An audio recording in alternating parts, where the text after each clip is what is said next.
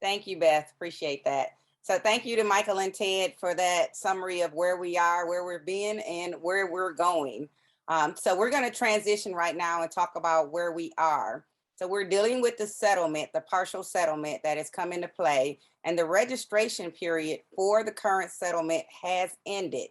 Now, you will only receive a claims form if you completed a registration form, and access to the claims forms will be either online or on paper forms. That really depends on how you registered to participate in the claim. If you registered online, then you should receive your claim form online. But if you submitted a paper form, then you can look to see your claims form arrive in the mail. So we're going to cover some frequently asked questions about the settlement. One is, how do I participate in the settlement?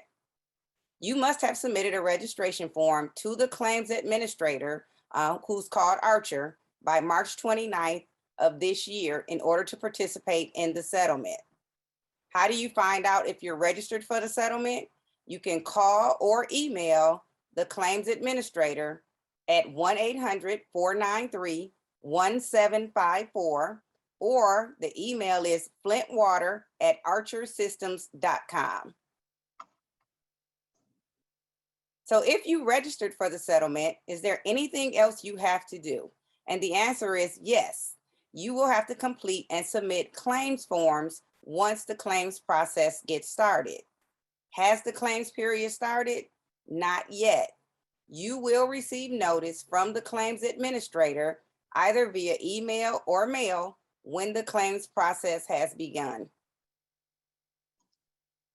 Are people receiving settlement money now? So we kind of get this call frequently. And the answer is no. No one has received any money under the settlement yet. We must go through the claims process, and the claims administrator must process and review all the claims before any money can be paid under the settlement. Another question we're getting quite often is, have the attorneys been paid? And again, the answer is no. Class counsel has submitted a motion for attorney fees to Judge Levy, who has the discretion to determine the attorney fees paid to counsel as part of the settlement. So no person has received any money, and no attorneys have received any money as of yet. Will there be other opportunities for you to recover money for harm you may have suffered as part of the Flint water crisis? And the answer is potentially. We do have ongoing litigation in the class case against the remaining engineer and defendants. We are hopeful, as you heard Michael say, that this case will be successfully resolved and will provide another opportunity for a monetary recovery for what you have suffered through during this Flint water crisis. All right, thank you very much, Trishelle, for that. I know that Trishelle is often at the Flint Water office, and we'll give you that address in a couple of slides here. So she is there to answer your questions, and that's how she knows what questions we get often. So now we're going to talk about what you can do right now as we're waiting for the claims process to begin. I'm going to turn it over this time to Channing Robinson Holmes.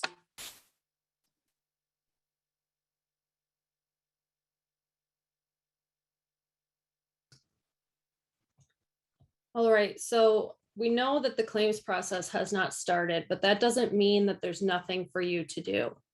Okay, the claims process will only last 120 days, which is a relatively short period of time to gather all the documents you need and make sure that your claims form is effectively completed and you have everything that you need to submit your claim. So what you should be doing now is gathering documents that will be relevant to your claim.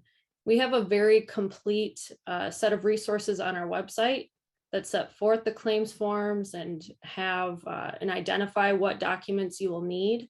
And we also have prior town halls, I think at least 2, that we have recordings of on the website where we go through those documents in more detail. But I just want to remind everyone that you can continue to gather these documents, and we've highlighted on here some categories of documents that you should be gathering. One is proof of exposure.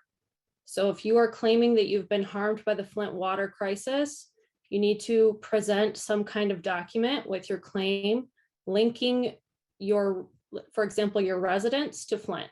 So that can be via a tax document that has your name and your Flint address during the Flint water crisis period. That could be, a water test, or it could be your water bill. So there are a number of documents, and that's set forth on the website. Personal identification, you should have your driver's license that will have to be uploaded with your claims form. Medical records, this is a question that we get a lot about what medical records you will need to submit with your claim form. So let me first say that you will need medical records only if you are alleging that you have had a medical condition caused or exacerbated by the Flint water crisis. So the medical records you will need will be those that reflect a link in a medical condition that you have, and that link with the Flint water crisis, okay? Test results. Here we're referring to home water test results or your blood test results. If you had a lead test during the crisis that tested positive for lead, you will need to obtain those results. If you had a home water test result that tested positive for lead, you should obtain those results. If you are someone that obtained a bone scan over the past year and a half, then you should get those results. And finally, legal authority. And what this refers to is if you are presenting a claim on behalf of someone else. So if you are bringing a claim on behalf of a deceased loved one, we need those documents that show that you have the legal authority to do that. So those would be documents that you obtained through the probate court to show that you are the personal representative of that estate. If you're bringing a claim on behalf of a minor child, we'll need documents reflecting that you have the authority to do that, such as a birth certificate, if you're listed as the parent, could be adoption papers, it could be guardianship papers. Just any form of document that reflects that you have that authority to bring that claim. So some sources of documents folks have questions about obtaining, right? And we've learned that you can obtain some of these actually on various websites. So for example, if you had a water test done through the MDEQ, your test results may be available at this link. If you had, or if you've paid water bills in Flint, they may be available at this second link. Okay, so this will be posted on our website and you will be able to get these links from that. If you have questions, if you registered for the settlement, you should contact Archer. Okay, and their phone number is here on this slide. It's 800-493-1754. You can also visit the website, and that's officialflintwatersettlement.com.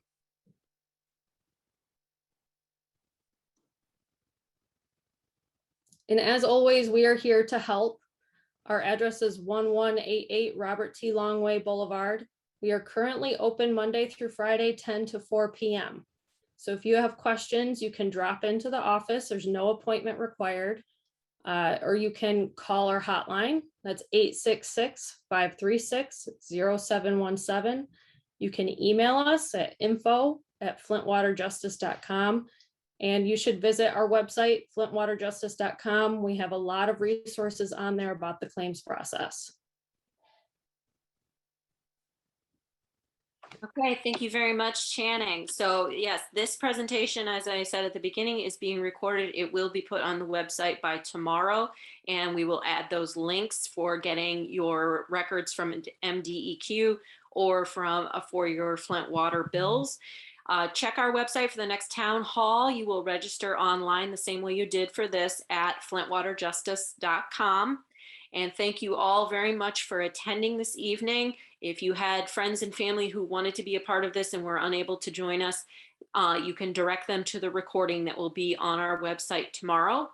I'm not going to stop the presentation until all of our Q&A is answered. And I see we have 2 at this point. So we'll have our legal team look at those and make sure that they get your answers. If you have a question, please open up the Q&A button on your control panel It'll either be at the top or the bottom of your screen. If you're on a tablet, tap the screen to get the controls to come up and look for Q&A, and then you can type in your question and get an answer. We want to make sure that your questions are answered, and this also helps us add to our FAQs so that other people can get the information that they need.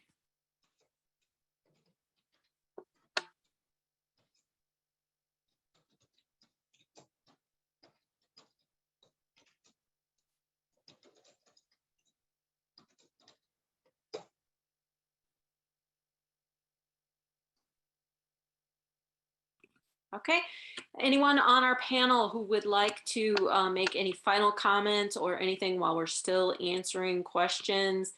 Anything that occurred to you that you would like to mention, please go ahead and unmute yourself and chime in. Let me just say, I want to thank everybody again for joining, and I think Trichelle's comments were excellent, as well as Channing's, and providing information, background, and where we're at. Please stay tuned, and I just want to emphasize, when you do get calls about a neuropsychological testing, please work with all of us, because we're going to be coming to your homes and helping everybody get to where they need to get for that testing.